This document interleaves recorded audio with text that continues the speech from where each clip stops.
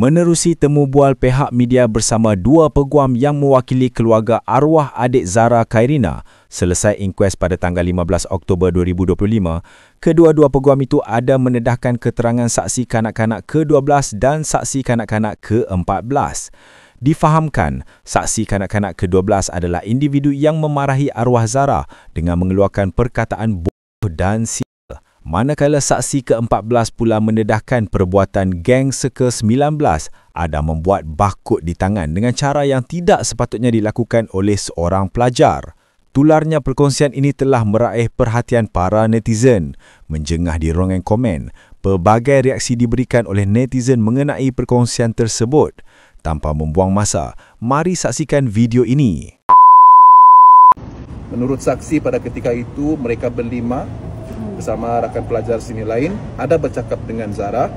Pada ketika itu ada lebih kurang 10 orang pelajar junior juga dikatil masing-masing dalam bilik dom tersebut. Saksi menyatakan bahawa beliau ada bertanya kepada Zara dengan nada biasa, "Zara, kau jujur je, betulkah kau ada ambil benda itu?" Zara menidakkan tuduhan itu. Saksi berkata rakan beliau ada menerangkan situasi kehilangan dompet pelajar junior. Tetapi saksi sendiri tidak faham jalan cerita sebenar kerana dia berkata dia sudah mengantuk. Saksi meninggalkan bilik dom tersebut lebih kurang 10.30 malam untuk ke bilik dom lain untuk tidur.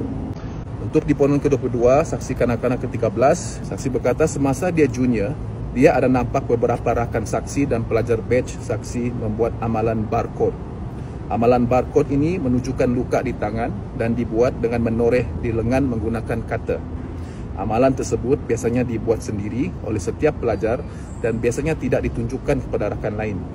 Saksi sendiri berkata dia ada membuat barcode dan dia buat kerana terikut-ikut dengan trend batch rakan. Dia pernah membuat barcode sebanyak 3 kali. Saksi berkata guru dan warden tahu mengenai amalan barcode.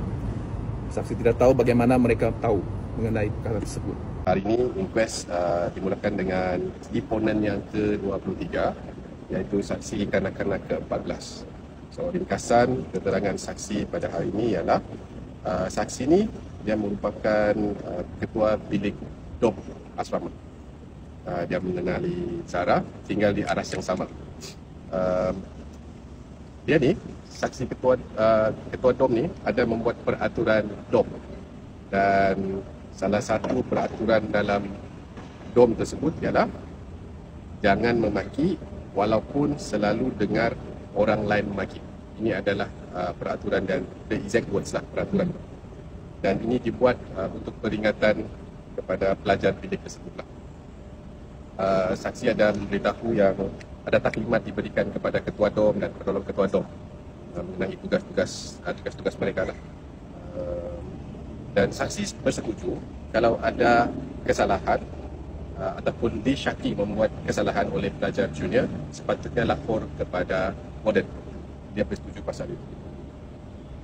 Dan pada malam 15 Julai 2025, lebih kurang 10 malam, saksi ini memberitahu ada pelajar junior di biliknya memberitahu tentang kehilangan kad ATM dan wang tunai berjumlah RM300. Dan pelajar junior yang memberitahu saksi ini, pelajar itu mengesyaki Zara yang mencuri barang pelajar junior tersebut. Saksi ini mengesahkan pada malam tu Zara disoal siasat 3 kes kecurian. 1, dompet. 2, kad ATM dan wang tunai. Dan 1 lagi, pin bendera kepunyaan saksi. Seperti kita tahu ada spot check yang dibuat di dom Zara. Dan apabila spot check tersebut dibuat, ada pin bendera dijumpai di beg Zara. Cuma saksi ini ada memberitahu mahkamah dia tidak dapat memastikan pin tersebut sememangnya dijumpai di beg Zara. Dia menyaksikan spot check tersebut tapi tidak memantau spot check tersebut lah pada malam tu. Seperti yang kita tahu, beberapa orang pelajar menyoal siasat Zara. 5 ke 6 orang yang menyoal Zara mengenai kes kecurian.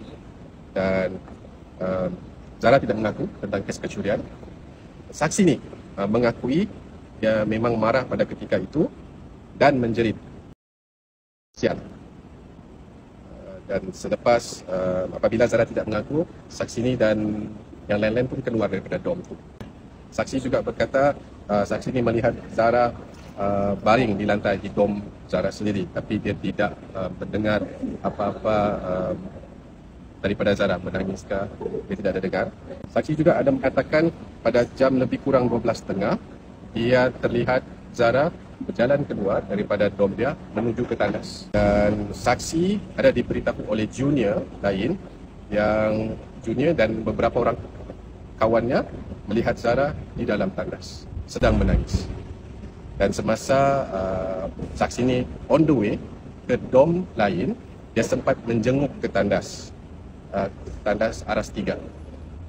Tapi dia tidak dapat melihat ataupun nampak Zara di dalam tandas tersebut. Dan saksi ini pada subuh, jadi kurang jam 4 pagi, saksi ini dikejutkan oleh rakan dia dan dia mengesahkan pada subuh tersebut keadaan Aras 3 asrama kecoh.